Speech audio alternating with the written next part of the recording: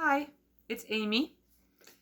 I live part-time in my subcompact Honda Fit car, and I have made this channel, Little Car Lifestyle, for people who are car dwellers, van dwellers, RV enthusiasts, nomads, um, somebody living in a tiny home or any sort of small space where it's easy to sort of become exceedingly practical or maybe very boxed in and not work towards an aesthetic or something more enjoyable in the way you live in your small space. So this channel is particularly about trying to find beauty that you can afford in a small space. All sorts of beauty, aesthetics, the way things look, inspiration, comfort, lots of different kinds of beauty. That's what we talk about here on Little Car Lifestyle. And I hope that you enjoy this program and all the different ones that I've made, that you're learning a lot, that you're sharing in the journey, and that you'll subscribe to my channel. Okay, last time we had a defining moment and we talked about beauty. We're going to talk about this again. This time we're going to talk about a different concept. So in the last video, I talked about design and pattern and how when you use those thoughtfully, you come up with what we call a theme.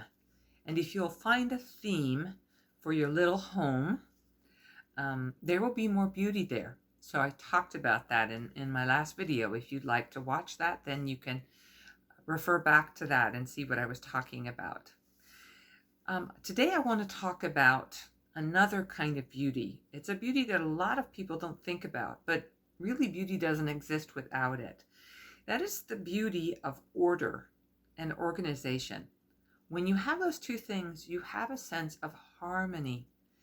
And humans seek out things that are beautiful partly because of the way they're put together. They appear harmonious to our eye. I'll give you an example here. So here's a painting, right? I did this painting when I was 14 or 15. I don't know how it survived so many moves with my parents and me, but it's still here. The only painting I actually have. And you can see that it's a still life and it's organized. It's not just things laid down. A lot of thought was put into how this painting was organized. We call that composition. And because there's a pleasing composition, we enjoy it. We can call that beauty. So it's important that we actually look for that in our homes and in what we surround ourselves with too. The difference is really important. If you think about it, if I have cans of paint, right, and I just dump them on the floor, that's an accident. That's not art. It's not beauty. If I plan, if I carefully decide and thoughtfully work on where I'm going to put different paint, then I can create something that might even be a masterpiece. And it makes a huge difference in how I feel. One brings out a sense of chaos, anxiety, and clutter. And the other one brings a feeling of calm, of belonging, and of rest. That's a kind of beauty. And that's what we're going to talk about today. So I actually watched one of my first videos that I watched that was put together by Bob Wells on Cheap RV Living was with a lady named Linda who has a YouTube channel, Serene and Simple Life. And she commented that living in her small car, she found that having order in it helped keep her spirits up. That if she had clutter or she couldn't find things, she was depressed. So not only is beauty something that we find in order, but also it affects how we feel. So it's either chaotic or inspirational. It's either pleasing or distressing. So I wanted to touch on that. Now, what we see around us affects how we feel, and we can achieve harmony and beauty through the way we organize our living space. It's especially important in a living space that's tiny because there's no room for error. There's no room for walking around it or moving around it or having lots of different ways to do the same thing. Our limited space means we have to be more aware of how we're using it. So one way that we can start is we can discover how much space we have for living and for storage wherever we are. In my case, it's my little Honda Fit. So what I did was, based on a video that I saw somebody suggest a while ago, I don't know who it was or when I saw it, I took graph paper and I actually plotted out this right here is my car inside. And I had measured and I had figured out how much different space there was in different places in the car. So I measured, and you should measure your living space. How much do you have to work with? Also, draw it out so you actually have a physical representation of it. And my goodness, it doesn't take anybody artistic to do this. This graph paper has lines on it, right? You make a square represent a foot or a half a foot, and all you have to do is use your ruler and follow the lines to make this kind of a map or this kind of a plan. And then you can also move, and in that drawing, you can actually, decide, would that work better there? Would that work better there? It's kind of like a house plan. You can also actually go spend time in your vehicle, in your little space, in your little home, and try things out. I actually did that, and people have talked about living in them, in their RVs or things, in driveways.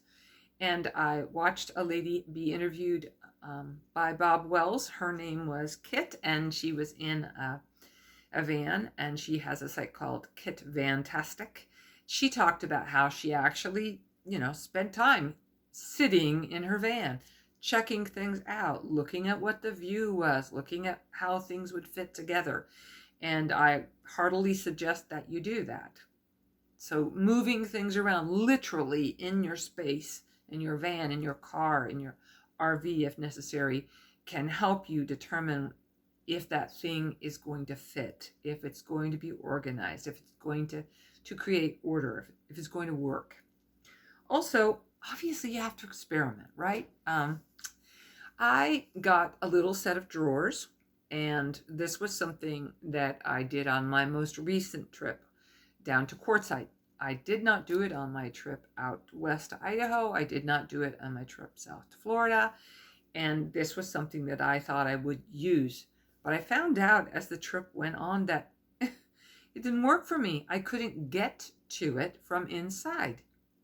All the drawers were blocked by my bed. So I experimented and moved it along, and I then turned it the other way while in the middle of my trip. And I still couldn't get into it from the inside, but I could access it from the back. And I decided, well, this is going to work better this way. I did that with a lot of things. And, every camper I talked to in my camping experience in Quartzsite at the Rubber Tramp Rendezvous and at the van build and stuff that I participated in and had a lot of fun doing this year, I found every one of them was constantly doing things to try to make their space better, more livable, more usable. So experimenting is all part of this journey. Hey, if you're a nomad and you're moving from place to place, well, then you're also a nomad trying things out, right? Open to new ideas, finding what works, what doesn't. And then you just rearrange, right? You don't necessarily have to get new things, but you'll find yourself sitting in your bed like I do, and I can see everything because I'm in a Honda Fit. So I'll sit there and think, what if I move that over to there? I wonder if that would work better if I put it under rather than over. And if I put that headrest down, would that be flatter so that that little container would fit better there? The dangerous thing is you'll find yourself doing this just before you're ready to nod off, and it's not a very relaxing way to go to sleep. So I recommend that you give yourself like a no rearranging, a no thinking zone before you go to sleep. But constantly thinking about how you could rearrange what you already have is a good way to make better use of your space. And that creates beauty. Not only does it look better, but it works better and feels better. All right, so once you've actually figured out how much space you have for living and how much space you have for storage, then you should think about how you're going to use those spaces. Define areas. Now, for somebody in an RV, that's a little more self-evident, right? If you have an actual bathroom with a shower, etc., lucky you, first of all, but it's pretty obvious that that's where you're going to do toileting, grooming, bathing, and all that sort of stuff. But even in RVs where you've got like a dinette and things like that, there are many interesting things you can do with it. I saw a lady named Kim who was interviewed by Bob Wells, and her dinette set, one of her dinettes was actually her artist studio.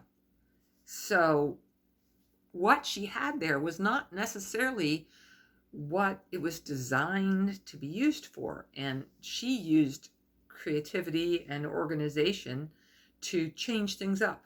So even in an RV, you can do that. Plus, you will need to decide maybe this isn't the best way for me to do this. Maybe I have a bathroom, but it's not really great for showering. Or maybe I'm going to use it for this, but not that. Or maybe storage, the storage above the refrigerator you would think would hold maybe dishes or food, but perhaps it's the perfect height for your notebooks that you use at work. And it's the only place that's the perfect height. So maybe you put them right there and they're next to your dinette where you're going to do your office space. Anyway, organization is flexible, even in something as sort of drawn out for you as an RV. So keep that in mind about how you're going to use them. In my Honda Fit, I actually have decided on a space where I sleep. So that's my bedroom. I actually have a little toilet and a place where I'm going to do my grooming. My clothing will be accessible from that spot. I'll have an area behind that will carry storage things like, battery jumper cables and maybe sterno things and things that have to be done outside, camping gear, that sort of thing, screening, maybe extra bungee cords, whatnot. And then I've decided that my driver's seat is going to be where I will do my eating, and especially in travel when I'm traveling or the weather's inclement, but traveling and reading, office tasks, maybe budgeting, that sort of thing. So then in my passenger seat, I've decided that this is in fact going to be my kitchen and my office. So I've got those things decided upon, and actually coming to that conclusion after a little bit of experimenting, deciding what would work and what didn't. My ideas changed. But coming to that decision has really helped me feel better and helped me enjoy my little mini RV much more. So I really recommend you do that and you work it out until you have spaces defined. And of course, they could be multi-purpose spaces. Don't get me wrong. You don't have to have a particular space for everything. I certainly don't, not if I'm driving, doing my computer work, paying my bills, organizing my snacks, maybe even making a sandwich or everything. I'm obviously multitasking and using that space for several different things. But Once I decided on the space and how I was going to do it, what things were going to take place inside, what things are going to take place outside, and how much I was going to be centered upon my little car, my little Claire, as my home, then I could organize things better and I could make things more pleasant and more pleasing to the eye and to work with. So that's the second step that I recommend, that you define how you're going to use your space. Then you need to search for different storage techniques, containers, and ideas that'll help you maximize your usable space, and they can be accessible for you and also be pleasing to the eye. Promote this idea that this is your home, that you like the way it looks, and that it makes you smile when you look around. So there are lots of sources that I'm going to suggest you might use. First of all, look around your home. I will show you some things. For example, I had little bottles that I'd gotten from the dollar store that I'd used for travel. They are great for organization. I have pill bottles. These actually have like a little star and a blue lid that matches my decor, my theme in Claire, which is like moons and stars and planets. So this is a pencil case that I got years and years ago at the British Museum, and I like the color and it works for holding my pencils. See, it opens up. That I had at home. This is something I can keep my receipts in and sort my bills and things. So that's going to be in my office, but I already had it. Let's see what else. This is a drink mix container, and I took the plastic lid off and I found that several of these can stack together in a little holder and hold a lot of little gadgets and things like that. What else did I have at home? Let's see. Oh, here's something I thought was so cute. This was a gift. I got a necklace in it, and it's just perfect little pill box. I found that if I don't want to keep my pills up front all the time, I generally will keep them back in my bedroom area, my toileting area. But I often need a few pills up front, like in case I get a headache or something I need to take with food later on. And so I had this little tiny box, which is the color of suns and stars, that I found around my house and that I hope to use to organize and bring a sense of order. Also, obviously, what does your family have that they may no longer need or that would work for you? Or maybe your neighbors are giving things away. That happens in my apartment complex. It happened in areas that I've lived in before with housing. So my sister, I had no idea. My sister has been collecting overnight cases from the thrift stores and garage sales and things. And so she gave me this awesome overnight case. And the thing is, I can set this right on top of my little porta potty because it's closed. And then I can open up the little overnight case and have all my little grooming items there, complete with a mirror. She had that. It was extra and she gave it to me. It's absolutely perfect. It's cool looking. I can line it with something pretty, and it will not only give me order and sort of let me corral all those little things, but it'll be fun and pretty. Okay, you can obviously hit up thrift stores. They've got lots of different things, baskets, plastic containers, maybe purses, tote bags, luggage, things that might hold stuff for you, even vases, or maybe like a cartridge case from World War II, maybe like camo kinds of stuff, whatever. Those are organizational things that will fit your theme and give you a sense of control over your belongings. And once again, you won't have to always look at stuff. I mean, who wants to look at a big pile of toothpaste and pills and Band-Aids and stuff? That's not pleasing to the eye. But if you can put it in a container that you like the look of, then you've organized it, made it accessible, and you've made it pretty. Okay, another source would be dollar stores. I got this at the dollar store. These were perfect. I actually stacked them 3 high, and I put down a headrest and was able to stack these 3 between the top of my seat when it's up and the ceiling, and it's perfect to hold different things. It's blue, so it matched, and it spreads things out so that I can see them. Another thing is, like, I bought these bags at the thrift store. They happen to be blue, so that works for my theme. But I have these hangers, and I discovered this when I was working at home when our office building was closed. My social work organization was closed, and we had to work from home. I could actually hang these on a clothing rack in my closet and organize my clients' papers. So I'd put their names on them. So things like this are inexpensive, and you can hang them on a hook and keep things organized that way. I got a little one here too, just like a little baggie, you know.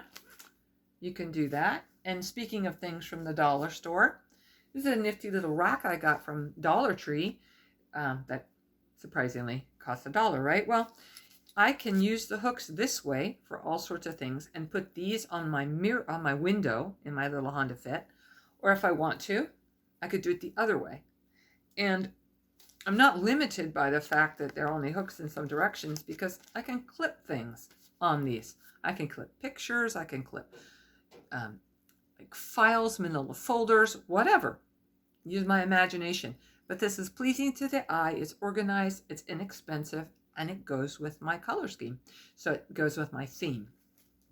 Here's something else that works well. This I actually got at the Dollar Tree too. It's a shower caddy, and I use it on the back of a seat to organize things for grooming. So that has worked out really well.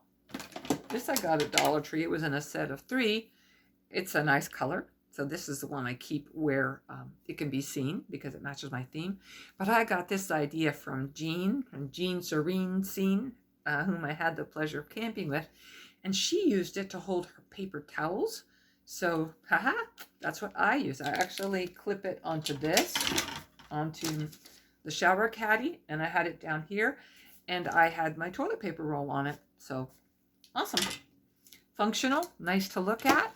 What could be better, right?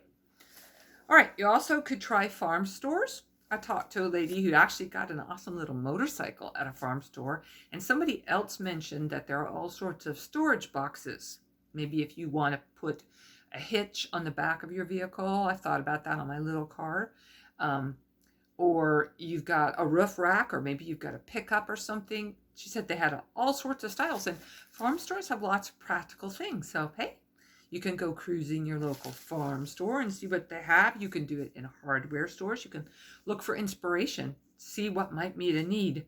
Also, marine stores, I've heard mentioned many times. Obviously, RV stores deal with containers that might fit in your small space. And department stores, too, can do that. Speaking of department stores, IKEA has print catalogs still, which is really nice. And IKEA has a lot of ideas for small spaces, and the expenses are not much. So you can get inexpensive things. So I recommend that you take a look at them. Also, in department stores, you might go to the kitchen department and see things you would never think of using in your RV or in your car or in your van or in your tiny house. And you'll be like inspired. You'll come up with something new. You could do that in the hardware department, in the auto department. You can do it in the baby department.